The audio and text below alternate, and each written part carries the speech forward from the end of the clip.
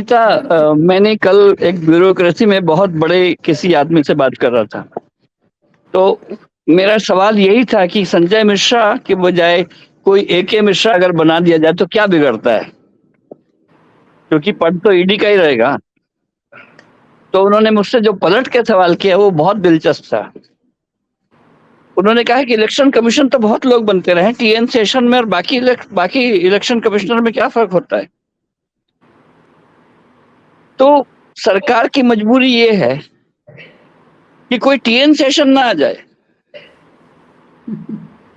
कोई धोखे से ऐसा व्यक्ति ना आ जाए जो अपने आप को टीएन सेशन समझ ले, आप या ये फिर कहना कोई चाह और। रहे हैं मुकेश जी कि चुनाव से पहले कोई ऐसा व्यक्ति ना आ जाए जो यहाँ पर सरदर्द बन जाए, जैसे कि न्यायपालिका में डीवाई चंद्रचूड़ आ चुके हैं सीजीआई के पद पर। हाँ, चंद्रचूड़ ना बन जाए, कोई सेशन ना बन जाए, कोई ऐसा ना बन जाए जिसकी अपनी कोई स्टैंडिंग हो, जिसकी स्पाइन हो। अगर जांचा परखा एक आदमी है मेरे पास जिसको आगे किया जा सकता है, और मैं मतलब ऐसे ऑफिसर्स को मैं दाद देना चाहता हूं जो इतनी रूट मेजोरिटी के साथ सत्ता चलाते हैं। उसके बावजूद अगर इस सरकार को ये डर हो सकता है कि कोई सेशन आ सकता है, कोई ऐसा व्यक्ति जिनके पास मतलब खेमका आ सकता है, तो इनके पास हो सकता है कि लाइन है पीछे, को पता है कि वो खेमका नहीं, बहुत नॉर्मल है ये, इसमें कोई दिक्कत नहीं है। अगर कोई भी सरकार जो चुनाव के 8 महीने बाद जिसको चुनाव झेलना है और जिसके सामने एक ऐसा गठबंधन है जो लगातार अपने आप को एकजुट कर रहा है, जिसके पास अर्थमेटिक्स है, केमिस्ट्री भले ही ना हो, 40% बीजेपी को वोट मिला था और अगर उसके खिलाफ 60% वाली पार्टियां एकजुट हो रही हैं, तो स्वाभाविक है किसी भी सरकार का थोड़ा सा अपने आप को रैटल हो जाना। ये किसी भी सरकार के लिए लगता है कि अगर उसके खिलाफ सारा पूरी कायनात एकजुट हो गई है तो वो हर फैसले को बहुत सोच समझ के लेती है। और अगर ये वाला फैसला जिस मतलब आधे से ज्यादा चुनाव हम लोग आजकल ईडी सीबीआई बेस देख रहे हैं, जिसमें पॉलिटिकल पार्टी के अंग के रूप में हम लोग अपने संवैधानिक संस्थाओं को खड़ा होते देख रहे हैं, तो उसमें गुंजाइश बहुत कम है। निर्वाचन आयोग हो, सीबीआई हो, ईडी हो, सीबीडीटी हो या जीएसटी हो, इवन राज्यों में भी जो इसके काउंटर करने की संस्थाएं हैं। मैं एक बीजेडी के नेता से मिला था, तो उन्होंने कहा था कि सेंटर के पास तो 3 अंग हैं, ईडी, सीबीआई और आईटी। राज्यों के पास इनको काउंटर करने के वाली 5 और संस्थाएं हैं, सीआईडी है, जीएसटी है, पुलिस है। तो हमने देखा है कि राज्यों जहां जहां राज्य सरकारें हैं विपक्ष की, और आप देख लीजिए तेलंगाना में या आंध्र प्रदेश में या उड़ीसा में या कर्नाटका में, वहां पर जिस ढंग से जो सेंटर कर रहा है उसी ढंग से राज्य सरकारें क्लैम्प डाउन कर रही हैं। और फंड रेजिंग की जो एक होड़ लगी हुई है, जिसमें जो धनाढ्य लोग नीचे हैं उनको पता चला कि केंद्र की जो एजेंसियां 3 स्क्रूट आउट करती है, तो राज्य की एजेंसियां उस पर 5 स्क्रू टाइट कर देती है और पैसा निकल के उनसे आता है। अगले 8 महीने इतने दिलचस्प हैं इस देश में कि जिसमें केंद्र का और राज्यों का एक संग्राम छिड़ा हुआ है और अलग अलग संस्थाओं के जरिए छिड़ा हुआ है। ऐसे में संजय मिश्राओं का, एके मिश्राओं का बहुत मजबूत हो जाना बहुत लाजमी है। मिश्राओं का बड़ा उसमें यादव भी हो सकते हैं। मैं वो एक नाम चूंकि बीच में आपकी डिस्कोर्स में, इसलिए मैं बोल रहा हूं। लेकिन यहाँ पर व्यक्ति इसलिए हावी हैं क्योंकि हम लोग इस समय गुंजाइश लेने में, इस समय कोई ढील की स्थिति में नहीं है। हमारे पास सिर्फ 8 महीने हैं और उसी में हम जो जांचे परखे लोग हैं उन्हीं पर हमारे दांव हैं। इस समय अमित शाह नहीं बदले जा सकते, अगर कोई कहे कि नरेंद्र मोदी जिसको चाहे अमित शाह बना सकते हैं, नहीं, ऐसा नहीं है। अमित शाह हैं और अमित शाह की जरूरत नरेंद्र मोदी को है। अमित शाह को संजय मिश्रा की है, नीतीश कुमार को राहुल गांधी की है। आपके लिए सवाल मीना जी का है, मुकेश जी, आप देख पा रहे होंगे स्क्रीन पर। चुनाव आयोग में आज तक प्रधानमंत्री नहीं रहा, जब प्रधानमंत्री क्यों, इससे चुनाव आयोग पर प्रेशर रहेगा और चुनाव आयोग में मोदी को नहीं होना चाहिए, चीफ जस्टिस जरूर होना चाहिए। ये वो चाहिए 2:1 रेशियो। हाँ, जिनका भी सवाल है, मैं उनसे कहना चाहता हूँ, चाहिए शब्द बहुत ही नोबल है। होना तो ये चाहिए कि निर्वाचन आयुक्त कोई भी बने वो बहुत तटस्थ होना चाहिए, लेकिन ऐसा हो नहीं रहा है ना। हमने कई चुनाव ऐसे देखे हैं कि जब तक मुख्यमंत्रियों के दौरे खत्म नहीं हो जाते, प्रधानमंत्री के दौरे खत्म नहीं हो जाते, तब तक चुनाव की अनाउंसमेंट नहीं होती। कभी कभी होता है कि पार्टी ऑफिस के लोग ये अनाउंस करते हैं कि कल चुनाव की घोषणा होगी और उसी समय घोषणा हो जाती है।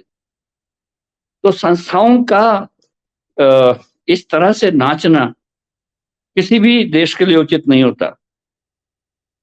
और वो उसी पर चाहिए पर आप ही के मैं सवाल से सहमत हूं कि ऐसा होना नहीं चाहिए कि पता चला कि किसी सरकार को अगर 6 चरणों में चुनाव चाहिए तो चाहिए, 5 चरणों में चाहिए तो चाहिए, इस तारीख को अनाउंस होना चाहिए तो चाहिए। लेकिन ये कांग्रेस रिजीम में भी हुआ है और बहुत खुल के हुआ है, इसमें कोई दो राय नहीं है। इंदिरा गांधी के समय भी हुआ, राजीव गांधी के समय भी हुआ, इवन सोनिया गांधी जब पीछे से सरकार चलाती थी उस समय भी हुआ था। तो हर संवैधानिक संस्थाओं का जो पीछे से इस्तेमाल है, जिसको मैं हमेशा कहता हूं कि जिसको आप शासन कहते हैं, वो दशानन होता है। रावण की तरह उसके 10 सिर होते हैं। उसके पास एक जुडिशरी होती है, एक इलेक्शन कमीशन होता है, उसके पास कमीशन होते हैं। हर कोई लगता है कि वो अपनी आवाज बोल रहा है, लेकिन अंततः उसकी नाभि में अमृत होता है और एक बात जो नाभि से आ रही होती है वो रावण के मुंह से आ रही होती है। हम लोगों के बीच जो हम लोग डिस्कोर्स करते हैं, वो हम शासन से नहीं लड़ते, हम रावण से लड़ते हैं, हम धृतराष्ट्र से लड़ते हैं, अंधों से लड़ते हैं। और इसमें जो सबसे बड़ी भूमिका है वो संजय की है या विनीता यादव की है या हम जैसे लोगों की है, जो जो बताते हैं कि नहीं, धृतराष्ट्र ऐसा नहीं है, रावण जी ऐसा नहीं है।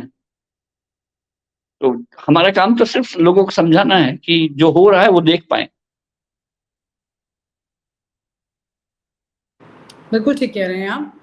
लेकिन वाकई में क्या इस बार के पार्लियामेंट में जो आपने कहा कि चौंकाने वाली चीज़ें सामने आने वाली हैं इस 5 दिन के सेशन में, और जिसमें पुरानी संसद से नई संसद में प्रवेश भी होने वाला है, और इधर अब संजय मिश्रा पर जो हमने लंबी चर्चा की है, उनको भी एक नया पद आगे मिलने आप वाला एक है। अलग से चर्चा रखिए विनीता जी। जी, वो चर्चा ये कि क्या चौंकाने वाले हो सकते हैं इस 5 दिन के मुद्दे। आप अभी बता दीजिए, बहुत लोग जुड़े हुए हैं, वो जानना जरूर चाहेंगे। कि टीजर देकर के जवाब के लिए इंतजार मत कराइए। मैं बता रहा हूं आपको कि मुझे पूरा ये मेरा अटकल है और इसमें मेरा कोई सोर्स कुछ नहीं बोल रहा है, लेकिन जितने भी बयान मैं देख रहा हूं और जिनका जो मुझे दूर से दिख रहा है, मुझे लगता है कि और जो नई पार्लियामेंट में हम प्रवेश कर रहे हैं जिसमें 888 सीटें हैं और हमारे पास बैठने के लिए भी सिर्फ 543 एमपी हैं, तो ये मेरी पूरी गट फीलिंग है कि इस बार लगभग 180 नए एमपी की जगह बनने वाली है। ये गट फीलिंग ऐसे तो आई नहीं होगी आपकी, मैं जानती हूँ कि तथ्यों पर चलते हैं आप। जो महिला आरक्षण का मामला चल रहा है, मुझे उसमें बहुत बड़ी उम्मीद लगी हुई है।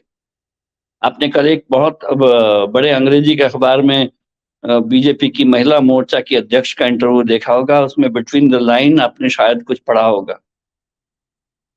उनका अभी एक वो हुआ था ना वहाँ पर गुवाहाटी में, जो पूरा महिला मोर्चा की एक मीटिंग हुई थी। बीजेपी महिलाओं को लेकर बहुत तैयार है इस बार। मुझे ये पूरा गट फीलिंग लगती है कि महिलाओं के रिप्रेजेंटेशन को बढ़ाने की व्यवस्था इस सेशन में होने वाली है, और अगर ऐसा हुआ तो बहुत गेम चेंजर होगा।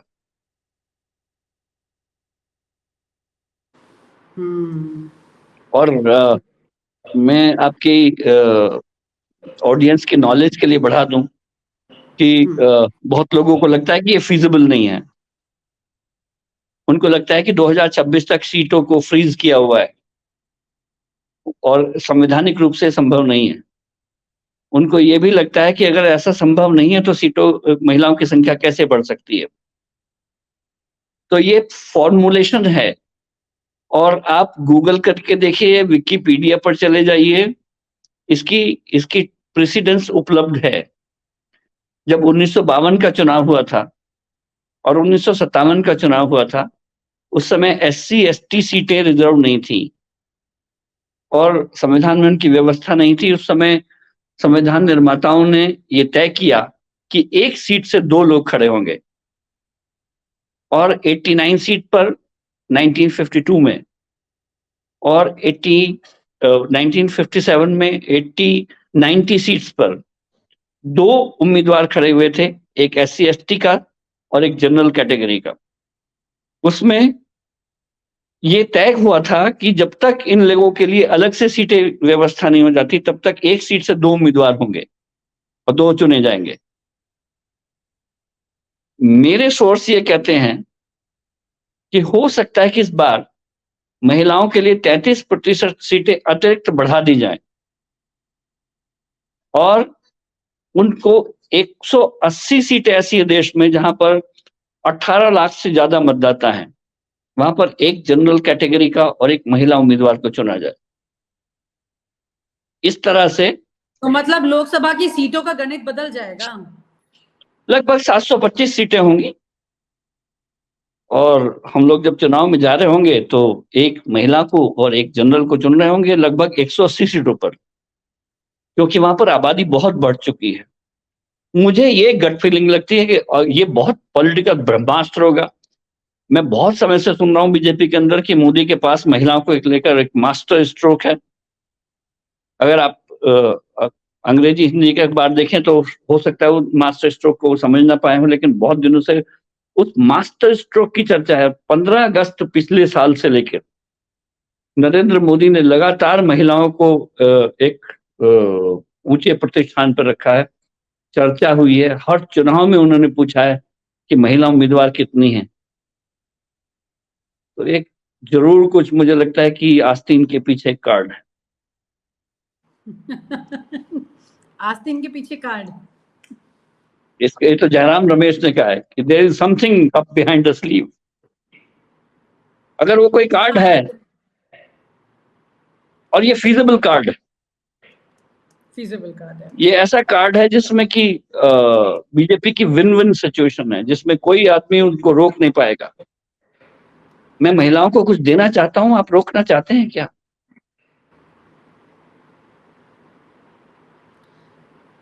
राइट। और ऐसे में कांग्रेस मुझे लगता भी नहीं कि उसके लिए कोई तैयारी करके अभी रखे हुए है। उनके पास जो इशू छोटे मोटे होंगे वो ये कि उन राज्यों का क्या होगा जिन्होंने जनसंख्या नियंत्रण पर ध्यान दिया वगैरह, वो बहुत छोटी बातें होंगी। उसमें वो एक बहुत बड़े नगाड़ों के बीच में नक्कार खाने की आवाजें होंगी, उसमें कुछ नहीं हो पाएगा। भारतीय जनता पार्टी को अगर अपनी सीटें बढ़ानी है तो सचरेट हो चुके राज्यों में अपनी सीटों की संख्या बढ़ानी होगी। साउथ में सीटें बढ़ नहीं रहे हैं तो नॉर्थ में सीटों की संख्या ना बढ़े, प्रतिनिधियों की संख्या बढ़ जाए। अगर मेरे पास एक ऐसा फर्टाइल ग्राउंड है जहां पर 20 आम के पेड़ खड़े हो सकते थे, लेकिन मैंने 10 बो रखे हैं और सिर्फ 10 ही बोने की व्यवस्था है, तो मैं उनको 20 क्यों ना कर लूं? और ये एक बहुत बड़ा कार्ड है। आप हमसे जुड़े रहने के लिए सब्सक्राइब करें YouTube पर, फॉलो करें Twitter पर और लाइक करें Facebook पर।